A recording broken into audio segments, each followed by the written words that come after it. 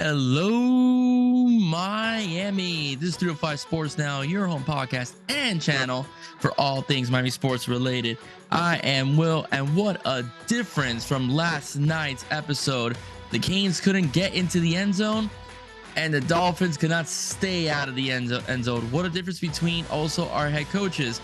One wanted to go for it in the red zone. The other one went for it in his own territory. All right. So it's just basically a tale of two games, two head coaches. And I will say one thing about Mike McDaniel. I know it's only two games, but the game one, the way he called it, game two, the way he called it, I'm a believer, right? I am definitely on the Mike McDaniel train. I think Mike McDaniel has been a good hire. He's been great for the team. He's been great for the atmosphere as well. And there's only three ways that I could actually describe Coach McDaniel, and that is he's aggressive, composed, and definitely unafraid. The Miami Dolphins were down 35-14 heading into the fourth quarter on the road against a team that has dominated them over the years, with the exception of last year when the Dolphins won, defeating the Ravens. I believe it was 22-12 last season with this magnificent defensive effort by Coach Flores' team. But this year they go to Baltimore. The Ravens were ready for the cover zero. All right, this time around they burned the Miami Dolphins several times in single coverage, 4 touchdowns and for big plays. And they made some adjustments at halftime. And in that fourth quarter, the Dolphins just went berserk. All right, the Miami Dolphins scored 28 points in the fourth quarter. All right, to pretty much take the lead and eventually beat the Baltimore Ravens, shocking that crowd, which is about 85,000 strong, if I'm not mistaken. So the Miami Dolphins do it. They are effective. They are showing that their acquisitions in the offseason have proven to be the best decision, the best choices. And McDaniel is a guru when it comes to offense, because the offense today, it was very, a lot of spread, but a lot of, motion, and the running game was pretty good today, about 85 yards, but they threw a lot today. The Dolphins did, because they were behind, and it was a good balance, I would say, even though the Dolphins did throw more, but it was a good balance in terms of there were some times where the running game was pushing forward against a very tough Ravens defense.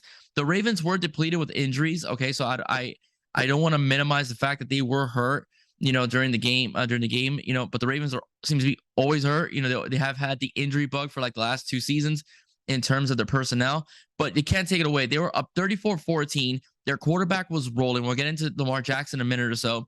Their quarterback was rolling, and they just could not hold together against what seemed like an avalanche that was known as the Miami Dolphin offense. All right, Tua Tagovailoa was just a flat-out beast today. He had 2 interceptions, one of which technically was not completely his fault, as the ball was batted up in the air. The second one, was his fault. Okay, he threw it right to the defender on a deep route. The pass was intended for Jalen Waddle, but the guy definitely made up for it. Okay, going 36 for 50, 469 yards, and 6 touchdowns for the former Alabama quarterback. Once again, 36 for 50, 469, 6 touchdowns, only 2 picks in the game. And in the game as well, you had the combination of Waddle and Hill, which, by the way, combined for 22 receptions, 361 yards, and 4 touchdowns. And Tyreek Hill was incredibly essential in that fourth quarter, catching 2 bombs from Tua. And, of course, Jalen Waddle catching the game-winning touchdown that pretty much, or the go-ahead touchdown, that pretty much put the Dolphins ahead of the Ravens and eventually led to victory. All right, this was not the defensive matchup that everyone hoped to see, or everyone thought that we were going to see. It was an offensive explosion, as well. But the Miami Dolphins were able to prove that when the defense isn't, performing to the best of their abilities, or they've been, pretty much there's matchups that our defense just can't work with in general, that basically they get caught, and cover zero and blitzing and so on. The offense could, for the first time in many years, I could say, first time in many years, the Dolphins could bail the defense out. All right. And this offense is absolutely humming. The investment is paying off. Okay. Both in game 1, which was an okay game for Tua. All right. And definitely in game 2. I mean, the offense is just I'm at a loss for words at how good the offense is. Okay, I do want to give a lot of credit to Lamar Jackson. He is a local boy. In general, he was born in South Florida. He's a heck of a quarterback. He was picked, as one of the last players in the first round.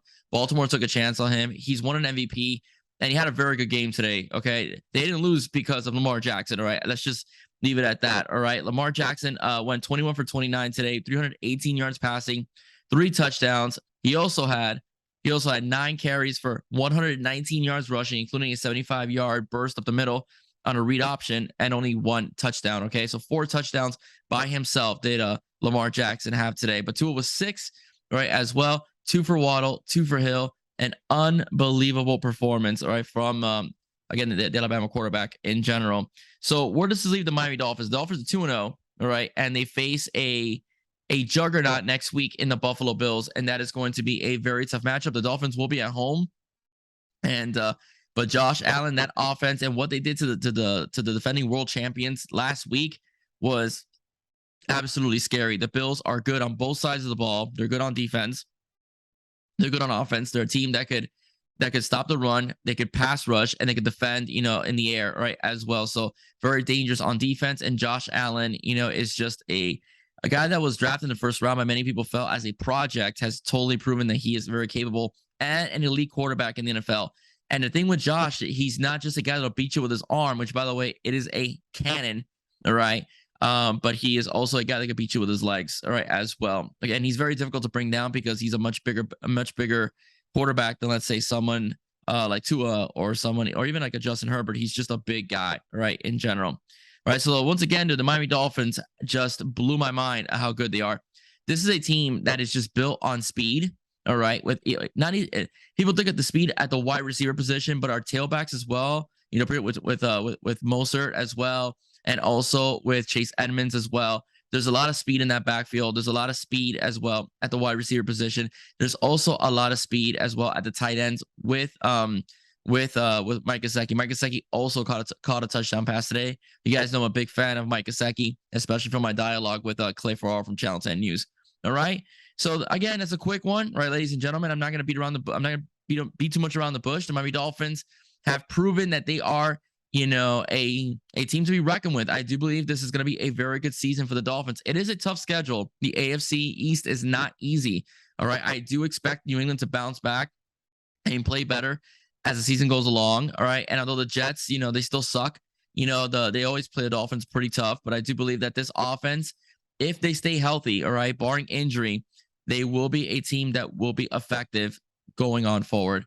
All right, ladies and gentlemen, that is it for me. I am Will. All right. If you like what you heard, please do not forget to like, share, and subscribe. And also do not forget to check me out on Facebook, 305 Sports Now.